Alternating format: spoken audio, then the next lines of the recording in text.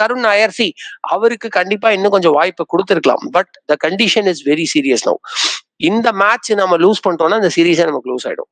அப்படிங்கிற பட்சத்துல போன மேட்ச் ரெண்டுத்துலயுமே அவர் வந்து பாத்தீங்கன்னா ஒரு ஒரு என்ன சொல்றது, ஒரு ஒரு பால்ஸ் நிறைய வேஸ்ட் பண்ணியிருந்தாரு தான். He tried is best. I won't say that அவர் சரியாவே விளையாடல அப்படின்னு. பட் அந்த ஒரு டாப் கிளாஸ் கிரிக்கெட் நான் சொல்றது வந்து பாத்தீங்கன்னா, இப்போ India A versus England A அப்படிங்கிறதுக்கும் இந்தியா விசஸ் இங்கிலாந்துங்கிறதுக்கும் இருக்கிற அந்த ஒரு மைனர் டிஃபரன்ஸ் அவர் இன்னும் அடாப்ட் பண்ணல அப்படின்னு நல்லா புரிஞ்சுக்க முடியுது. ஏன்னா அவர் அவுட் ஆன எல்லா விக்கெட்டுமே வந்து பாத்தீங்கன்னா ஒரு நல்ல கேட்ச்னால.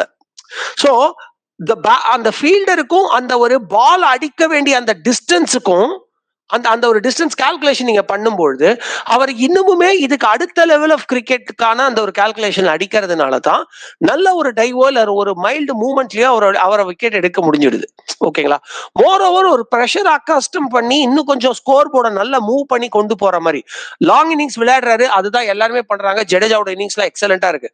பட் சில நேரங்கள்ல அந்த ஸ்கோர் போர்டை வந்து ஒரு ஃபியர் இல்லாம ஒரு ரிஸ்கி ஷாட்ஸ் இல்லாம மூவ் பண்ணி கொண்டு போற அபிலிட்டி அவர்கிட்ட கொஞ்சம் கம்மியா தெரிஞ்சுது. சோ இது வந்து இந்த மேட்ச் ஒரு மஸ்ட் வின்னுங்கிறதுனால சுதர்ஷன் அவரோட கொஞ்சம் பெட்டரா இருப்பாங்கன்ற நம்பிக்கையில எடுத்திருக்காங்க. And he proved by scoring 50 as well.